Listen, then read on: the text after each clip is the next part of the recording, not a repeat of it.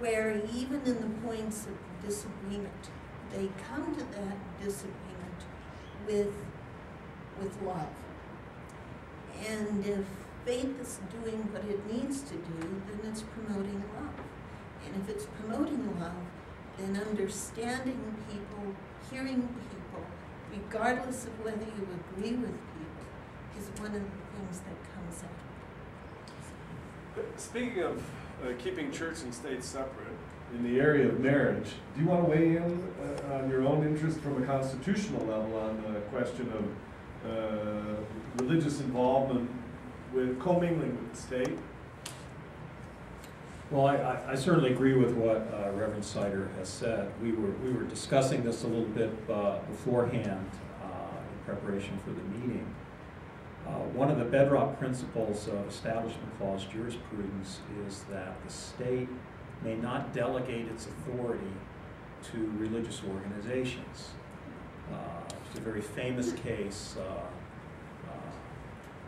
was actually brought by a bar in Cambridge, Massachusetts. Massachusetts had a law which allowed any church to veto the granting of a liquor license if it was within, I forget the exact number of feet, 300 or 400 feet. And the court said, you can't do it that way. You can't give churches the authority of the state. The state can retain its authority and decide on its own that it may protect churches along with other groups like schools or hospitals or whatever, but you cannot delegate state authority to religious organizations. And yet, as we were discussing, that's precisely what happens with marriage, is that marriage solemnization statutes in every state, without exception, allow ministers, allow representatives, theological representatives of the churches to perform marriages as if they were being performed by the state. And I heartily agree that if we could separate those two things, that at the very least it would lower the decibel level when we talk about marriage and access to marriage. Undo the Council of Trent. Council of Trent? Is now the time? Now's the time for the Council. I told Barry there was one point I wanted to make. Before the year 1563, which was when the Catholic Church was pretty much the only, well, there was the Protestant Reformation was starting. A couple years later, there were Unitarians in Transylvania.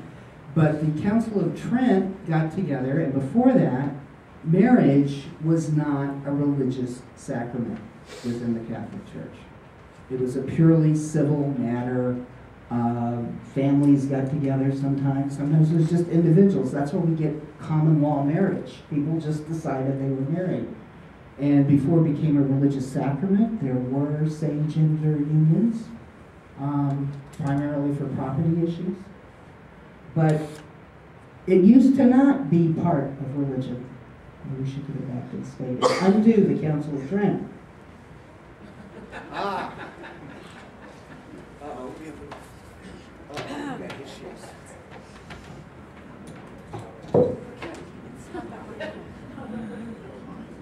Behind is better, yeah.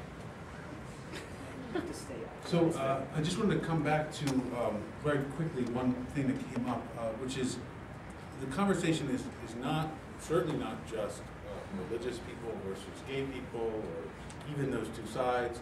It happens between different faiths, but it also happens within faiths, very much. Episcopal faith being a classic example right now. And the sort of fault lines of faiths may change as a result. And I agree with you that as a practical matter, this debate is likely to stay within churches, and it should, but we have not always been so lucky.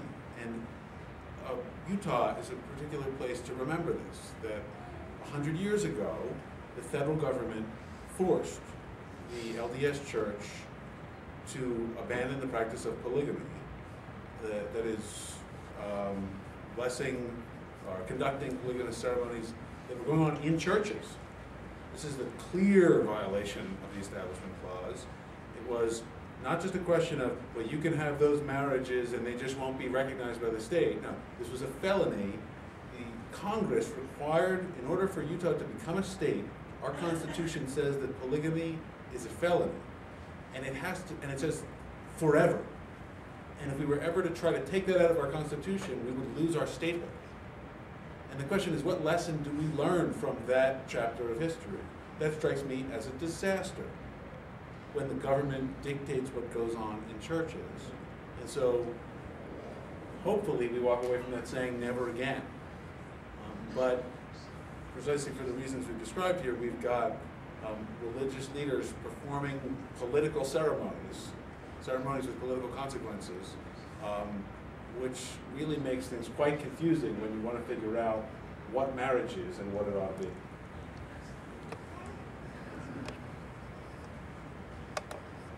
I thought we'd switch hypotheticals now and move into the education realm. Any last comments anybody wants to make before we make that shift? No? All right. North High School in Salt Lake City School District has a Gay-Straight Alliance chapter.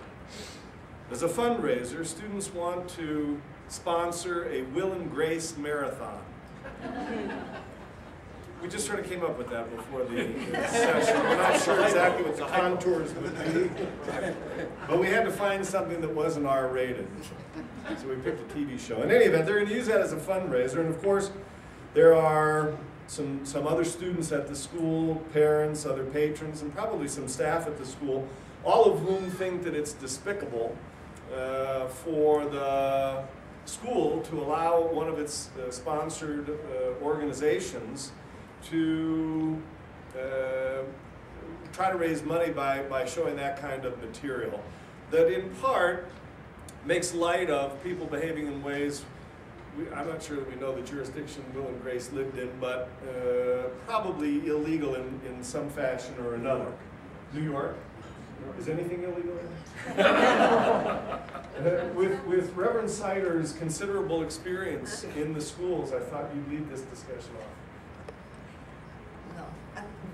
First of all, I do want to say one thing about the last comment that Professor Rosky made. It is true that within the Episcopal Church, the issue of whether or not to allow gay bishops and priests has been very hotly debated. But just so you know, that the Episcopal Church always thrives on that kind of thing. We call it the middle way, and we don't mean it like the Buddhists do. We mean to be in the center and just let people slug it out. That's how we go about it. I taught high school for a very, very long time, and I actually had a couple of groups that would meet in my room as clubs that no one else wanted. You know, they'd check out 20, 25 different teachers and couldn't find anyone who was available. Suddenly every advisor in the school was busy with soccer or something like that. And so sure, they could come to me. And I suppose after a while they got so that's where they started. They felt safe doing that because schools are like tiny little towns. Everybody knows what everybody else is doing. So it didn't take my school very long to figure out that, oh, and she's an Episcopal priest too. So she'll allow anything. I think in this situation, you get a lot of administrators who get really gun-shy. It doesn't take too many parents to come into the office of a principal before that principal is really sweating at the collar and wondering just how many phone calls are going to the superintendent.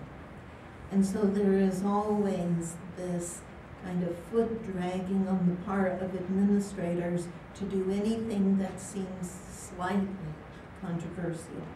And over the years that I taught, I presented my principal with a number of things that made him sweat at the collar.